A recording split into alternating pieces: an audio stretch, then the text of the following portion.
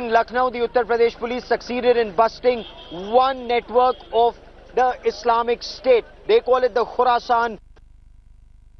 Now the Khorasan module has been busted, but there are still several terrorists who are still out there, suspected terrorists who are still out there at large. And now there is apprehension of a retaliatory strike, and the Uttar Pradesh police has now issued an alert for police stations all across Uttar Pradesh, especially in sensitive districts, especially in districts which have religious institutions, minority institutions. I spoke to Satish Ganesh, the Inspector General of the Lucknow zone. He, along with Asim Arun, the Inspector General of ATS, spearheaded the operation yesterday. Let's listen in. This is an India Today exclusive. After the busting of the Islamic State Khorasan module, there is an apprehension of a retaliatory terror strike. Police across Uttar Pradesh on a high alert, and with me is Satish Ganesh, Inspector General of the Lucknow zone. Sir, what are the apprehensions at this stage? Look, yesterday the various ATS agencies across the country, especially the Madhya Pradesh and Uttar Pradesh, have done a phenomenal work in a very little time space which was available to them. And now, since a particular module has been completely busted, there are a few people who are at large, and our teams are working around the clock to book them.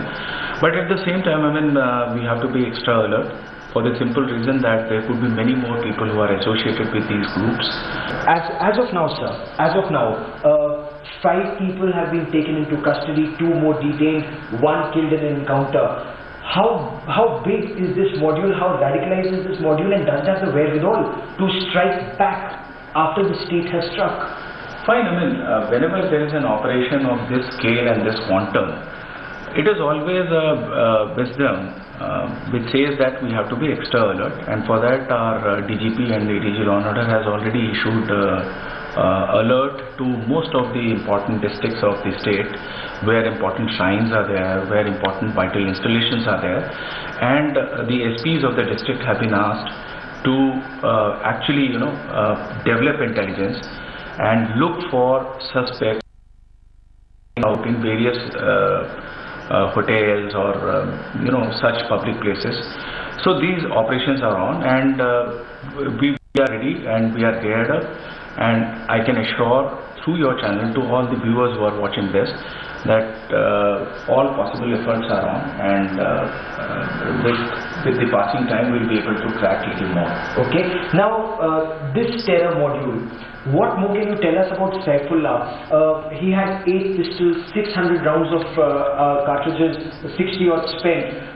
Did they have access to more weapons, more technology? There were some reports about assault rifles which haven't been found so far. Look, we have just zeroed down upon one of the hideouts which was here in Lucknow, and the amount of cartridges which have been recovered from them is quite large. In fact, if 7 pistols are there or 8 pistols are there, and there are about 700 rounds, so if each round is fired aimed, so you have 700 casualties in their hand. So keeping that in mind, I would definitely rate that this module had a great amount of firepower, and at the same time we have to understand that they were in the process of making an IED. They had the expertise in making an IED, and they had actually tested it, or rather they had actually used it in one of the passenger trains in Madhya Pradesh.